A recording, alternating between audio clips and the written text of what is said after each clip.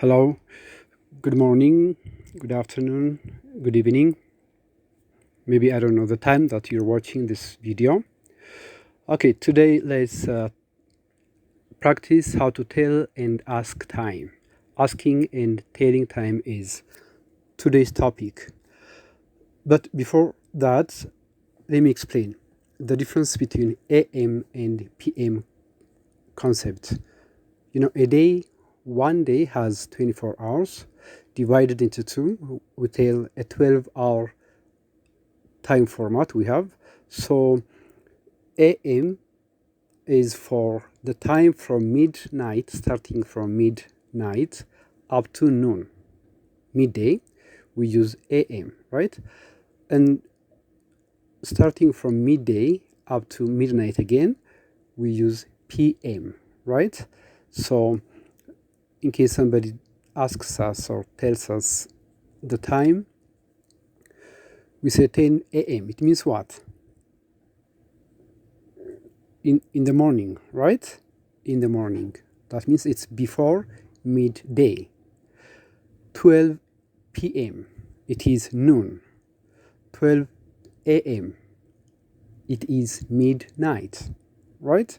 So 12 a.m. midnight, starting from that time up to noon, midday, we use a.m. Anti-meridian, it means. And from midday up to midnight, we use PM. PM means post meridian. All right, with that in mind, let's discuss how to ask time. All right, whenever you ask somebody for the time, there are different questions we normally use. So beginning with excuse me, because using excuse me helps you to get attention of the person, right? So you don't simply jump in and ask us for the person. So, excuse me, what time is it, please? Or, excuse me, what is the time, please? Or, excuse me, do you have a watch? That's one way. The other one may be to be more polite or to be more formal. Excuse me, can you tell me the time, please? Or, excuse me, could you tell me the time, please? So we use these questions to ask for time. But how can we tell time then? If we are asked, how can we tell time? Of course, it is 6 o'clock, or it is 6 p.m., or it is 6 a.m., right? Or simply, the time now is 6:30. Or maybe sometimes if somebody asks us more politely, saying, can you tell me the time, please? We can say, sure, why not? Certainly, of course. The time now is 5 o'clock, right? So, sure, why not? Certainly, of course. We use these expressions to show how cooperative we are, how ready we are to help the person. We can use it for any other kind of communication as well.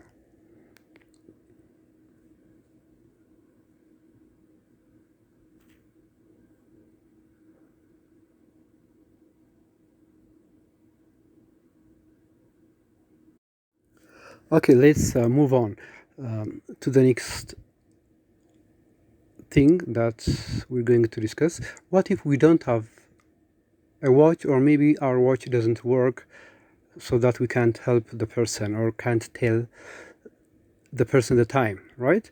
So it's not to say simply, no, I don't have a watch. That's not polite, right? So what do you say? Sorry, I'm afraid, I don't have a watch, or my watch doesn't work, right? So after you say sorry, I'm sorry, or I'm afraid, you simply add the reason why you can't help him or you can't tell him the time, right? So sometimes, you're not in a position to help the person to tell the time or to fulfill his needs. So we use these phrases. All right, then let's practice simply. As you can see, there are four watches here. So beginning with the first one. Excuse me, what time is it, please? So it is 6 o'clock, right? We're not sure it is midday. It's AM or PM. We have no idea. But simply, it's 6 o'clock. Now, the second one. It is 10 past 6, right? 10 minutes have already gone. So it is 10 past 6. Or American English, if you like, it's 10 after 6. Or simply, it is 6:10, right?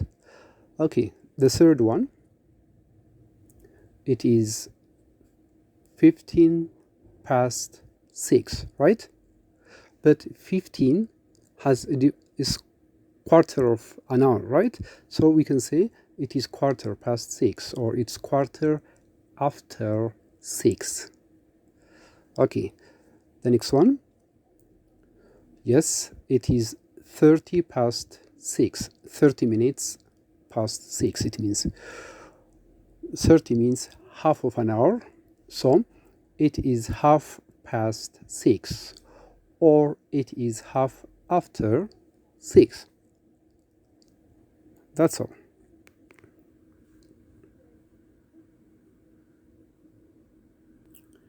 So, as you know, an hour has 60 minutes. So, after half an hour, we don't use past or after. We use the remaining time. So, to show that, we use to instead of past.